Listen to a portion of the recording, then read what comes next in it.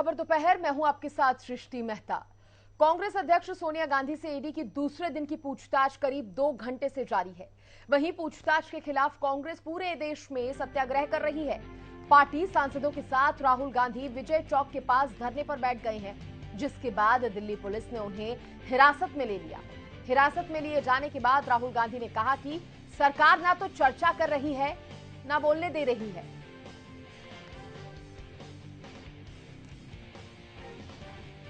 तो राहुल गांधी को पुलिस ने हिरासत में लिया और हिंदुस्तान की आवाज वो हम यहाँ उठा रहे हैं, जनता की आवाज। ये जो पूरा सिस्टम है, ये कंट्रोल, ये पूरा पुलिस का सिस्टम है। आज अदानी जी और अंबानी जी चला रहे हैं इसको। ये सब अदानी जी अंबानी जी की सेना है। ईडी के सोनिया से सवाल क्या होंगे? यंग इंडिया प्राइवेट लिमिटेड के डायरेक्टर क्यों बनी? यंग इंडिया के कामकाज का तरीका क्या है? ये तमाम सवाल पूछ सकती है ईडी सोनिया गांधी से। यंग इंडिया ने चैरिटी के काम कैसे किए? कांग्रेस और एजीएल के बीच किस तरह का लेन देन, इसको लेकर सवाल किया जा सकता है।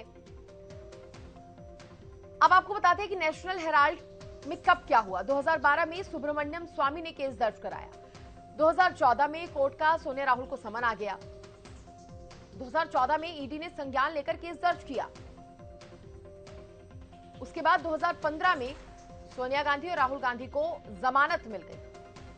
2015 में जमानत मिली और अब सीधे 2022 में सोनिया राहुल से फिर से पूछताछ जो है ईडी की, वो शुरू की गई है। और ईडी आज सोनिया गांधी से सवाल कर रही है। सोनिया से सवाल, सड़कों पर क्यों बवाल? सवाल कर रहे हैं हम भी कि अगर ईडी सवाल कर रही है तो कांग्रेस बवाल क्यों कर रही है। इस खबर पर ज्यादा जानकारी देने के लिए मेरे सहयोगी केशव मेरे साथ न्यूज रूम से जुड़ गए हैं। केशव, सवाल सीधा है, ईडी के सवाल तो कांग्रेस का बवाल क्यों है आखिर? अगर सही है सब, गलत कुछ नहीं है, तो अब सवालों का जवाब दे दे, इसमें डरना कैसा? जाहिर तौर पर सृष्टि, अगर एक सामान्यतः इस बात को सोचते हैं कि अगर कुछ गलत किया नहीं है तो फिर आखिर डर किस बात का है। अगर चोरी नहीं की है तो फिर तिनके की भी क्यों चिंता है। लेकिन जो राजनीतिक दल हैं वो इन तमाम चीज़ों को अलग अलग तरीके से भुनाते हैं, अलग अलग तरीके से उसका इस्तेमाल करते हैं, क्योंकि राजनीतिक दलों के लिए केवल सही या गलत का फैसला साबित होना ये मायने नहीं रखता है। सही या गलत का फैसला उन्हें पॉलिटिकल गेन, पॉलिटिकल बेनिफिट किस तरह से दे रहा है, सभी राजनीतिक दल उस लिहाज से काम करते हैं। और अब लिहाजा इसी तरीके से सोनिया गांधी की, पहले राहुल गांधी की पेशी देखी थी जिस तरह से ईडी के सामने हुई थी, 50 घंटे तक पूछताछ चली थी। जितनी बार भी ईडी ने राहुल गांधी को बुलाया था, किस तरह से कांग्रेस के तमाम नेता, पुराने केंद्रीय मंत्री, सांसद, मुख्यमंत्री तक राहुल गांधी के समर्थन में आए थे, वो तस्वीर हमने आपने देखी थी। इसी तरह से सोनिया गांधी से जब पिछली बार पूछताछ हुई थी 21 तारीख को, 2 घंटे हालांकि पूछताछ वो चली थी, लेकिन कांग्रेस पार्टी सड़क से लेकर और संसद तक विरोध प्रदर्शन अपना इजहार कर रही थी। आज भी कमोबेश तस्वीर कुछ ऐसी ही है, लेकिन आज जो एक और चीज और इंटेंसिफाइड होकर देखने को मिली वो ये कि राहुल गांधी भी आज सड़क पर मौजूद रहे। उन्होंने बाकायदा अपनी हिरासत दी, क्योंकि पिछली बार तो प्रियंका गांधी और राहुल गांधी सोनिया गांधी को छोड़ने के लिए ईडी कार्यालय गए थे। 10 मिनट के बाद राहुल गांधी वहां से बाहर आ गए थे, क्योंकि उनके पास परमिशन नहीं थी। परमिशन केवल प्रियंका गांधी के पास ही थी सोनिया गांधी के साथ रहने की। मेडिकल ग्राउंड के आधार पर परमिशन, जो वो इजाजत थी वो दी गई थी। लेकिन इस बार चूंकि संसद के सत्र भी चल रहे हैं तो राहुल गांधी जो है संसद भवन में मौजूद थे। तमाम जो सांसद हैं कांग्रेस पार्टी के, जो राष्ट्रीय महासचिव हैं, के सी वेणुगोपाल हैं, रंजीत रंजन हैं, और तमाम जो नेता हैं, अब इमरान प्रतापगढ़ी महाराष्ट्र से वहां पर आए, तमाम जो सांसद हैं वो वहां पर मौजूद रहे। और संसद परिसर के एंट्रेंस गेट के ठीक बाहर जो गांधी जी की प्रतिमा है, वहां से लेकर उन्होंने विजय चौक तक अपना मार्च निकाला।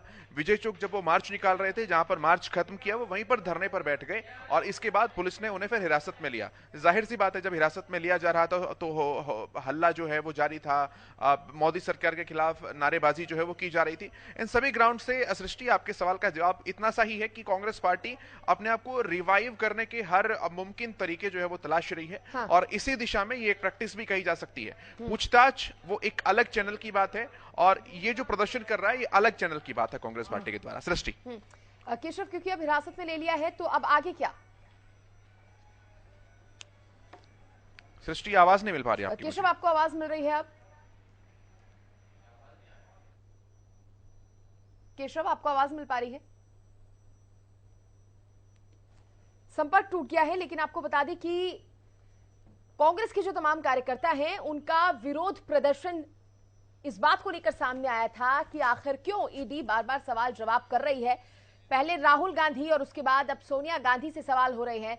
दूसरे दौर की ये जो सवाल जवाब जो है वो अब सामने आए हैं। इससे पहले भी सोनिया से कई बार इससे पहले भी एक बार सोनिया गांधी से सवाल किए थे ईडी ने, और उसमें भी तमाम सवाल जो है वो पूछे गए थे। मेरे साथ केशव लगातार बने हुए हैं। केशव, क्योंकि अब हिरासत में ले लिया गया है कांग्रेस के तमाम कार्यकर्ताओं को, राहुल गांधी को भी, अब आगे क्या? अब देखिए, ये हिरासत कोई इस तरह की नहीं है कि परमानेंट हिरासत है, यह जुडिशियल कस्टडी टाइप ऑफ होती है। ये रास्तों को क्लियर करने के लिए, आम जनता को परेशानी ना हो और पार्टी का भी जो उद्देश्य है वो सिद्ध हो जाए, इस तरह से सामान्य हिरासत ये होती हैं। जो नजदीकी थाने हैं, संसद मार्ग थाने, वहां पर आमतौर पर लेकर जाया जाता है और वहां पर शाम होते होते डिटेन कर दिया मतलब इन्हें रिहा कर दिया जाता है डिटेन करने के बाद। तो बहुत लंबी चौड़ी ये प्रोसेस नहीं है गिरफ्तारी की, लेकिन हाँ, एक माहौल जो बनता है, जो सरकार के विरुद्ध कोई भी विपक्षी दल माहौल बनाने की कोशिश करता है, उस दिशा में इन एक्सरसाइज को देखा जा सकता है और यही प्रयास कांग्रेस ने जो आज किए हैं उसी दिशा में देखा जाना है। हाँ, अब ये देखने वाली बात होगी कि सोनिया गांधी से पूछताछ जो है सृष्टि, वो कितनी लंबी चल पाती है। सवाल जवाबों की फेहरिस्त जो पिछली बार बहुत ज्यादा छोटी थी, वो इस बार क्या लंबी हो पाती है या नहीं हो पाती है। पूछताछ का केवल 2 घंटे ही चलती है, हालांकि 2 घंटे से तो ज्यादा समय हो चुका है, लेकिन कितनी लंबी वो पूछताछ चल पाती है ये महत्वपूर्ण है, क्योंकि उसके पिछली पूछताछ के बाद आपको भी याद होगा जब ये आरोप प्रत्यारोप लगाए गए थे, तो जयराम रमेश जो कि वरिष्ठ नेता है कांग्रेस पार्टी के, राष्ट्रीय मीडिया इंचार्ज भी जिन्हें बनाया गया है, उन्होंने भी इस बात को स्पष्ट किया था कि सोनिया गांधी से कोई खास पूछताछ नहीं की, उद्देश्य केवल परेशान करना था। तो आज जब सोनिया गांधी बाहर आती हैं, पूछताछ का दौर ईडी के साथ समाप्त होता है, तो क्या कुछ नए एक तरीके से एलिगेशंस कहें या फिर आरोप प्रत्यारोप कहें या फिर नया एंगल कहें, वो क्या कुछ कांग्रेस पार्टी की तरफ से देखने को मिलता है? क्या वो अटैकिंग रहने वाला है या डिफेंसिव रहने वाला है? कहीं ना कहीं घूम फिर के सबसे बड़ा सवाल केशव यही आ रहा है कि मुश्किलें कम होंगी या अभी और बढ़ेंगी? और जाहिर सी बात है, ये सवाल पूछना लाजमी भी है, लेकिन इसमें ये थोड़ा सा समझना होगा कि अभी जो ईडी से चल रही है वो इंटेरोगेशन नहीं चल रही है, वो पूछताछ चल रही है। यानी कि ईडी ने अगर कहीं अनियमितताएं पाई हैं तो हाँ। उन अनियमितताओं को लेकर कुछ सवाल जवाब है वो ईडी कर रही है, ये एक सामान्य प्रोसेस है। अगर इन सवालों के जवाब राहुल गांधी या सोनिया गांधी नहीं दे पाते हैं, या फिर चीजों को बहुत ज्यादा गोलमोल किया जाता है, या फिर असंतोष पूर्वक जो है वो जवाब दिए जाते हैं, ईडी को सहयोग नहीं किया जाता है, या फिर जो सही जवाब दिए जा रहे हैं उसके आधार पर अगर ईडी ये निष्कर्ष निकाल लेती है कि हाँ, यहां वाकई अनियमितताएं पाई गई हैं, जो मनी लॉन्ड्रिंग के तहत मामला पूरा दर्ज किया गया है उसके तहत फिर ईडी उसके बाद गिरफ्तारी कर सकती है। लेकिन वो एक मुझे लगता है कि इतनी जल्दी ये स्टेप नहीं उठाया